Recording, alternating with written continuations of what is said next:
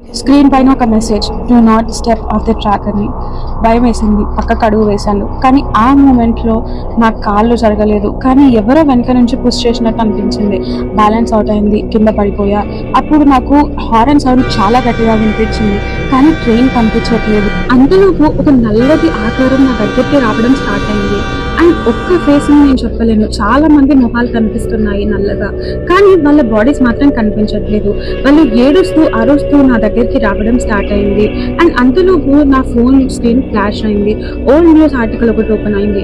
5 years back track 27లో ఒక accident జరిగిందని, passengers overload అవ్వడం వల్ల ట్రైన్ ఫైర్ యాక్సిడెంట్ కి గురైందని చెప్పేసి. అఫీషియల్ గా డెత్ కౌంట్ వచ్చేసి 83 అండ్ అన్క్లెయిమ్డ్ బాడీస్ వచ్చేసి 27. సడన్ గా ఆ షాడో నన్ను సరౌండ్ చేసింది. గాలి మొత్తం చాలా కోల్డ్ గా అయిపోయింది. నేను ఊపిరి తీసుకోవడానికి కూడా చాలా కష్టంగా ఉండే. అంతలోపు ఒక వాయిస్ వినిపించింది, సీట్ నెంబర్ 27 ఎంటీగా ఉందని చెప్పేసి. నెక్స్ట్ సెకండ్ మొత్తం నిశ్శబ్దంగా అయిపోయింది. నెక్స్ట్ డే మార్నింగ్ నేను లేచి చూసినప్పుడు రైల్వే పోలీస్ వాళ్ళు నా చుట్టూ ఉన్నారు. వాళ్ళని ఏం జరిగిందని అడిగినప్పుడు వాళ్ళు నాతో చెప్పింది ఏంటంటే, నువ్వు ట్రాక్ పైన అన్కాన్షియస్ గా పడున్నావని చెప్పేసి. నా ఫోన్ గ్యాలరీలో వీడియో ఉంది. ఆ వీడియోలో నేను ట్రాక్ మీద నిల్చున్నాను. నా చుట్టూ ఎంటీ స్పేస్ ఉంది, కానీ ఆడియోలో ఫుల్ ట్రైన్ సౌండ్ వినిపిస్తుంది.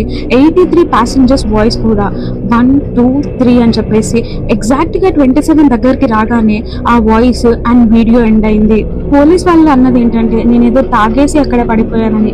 కానీ అసలు ఆ వీడియో ఎలా వచ్చింది, అసలు నైట్ నేను చూసింది ఏంటి, అసలు నిజంగా అక్కడ ఏం జరిగింది నాకు ఇప్పటికీ అర్థం కాదు.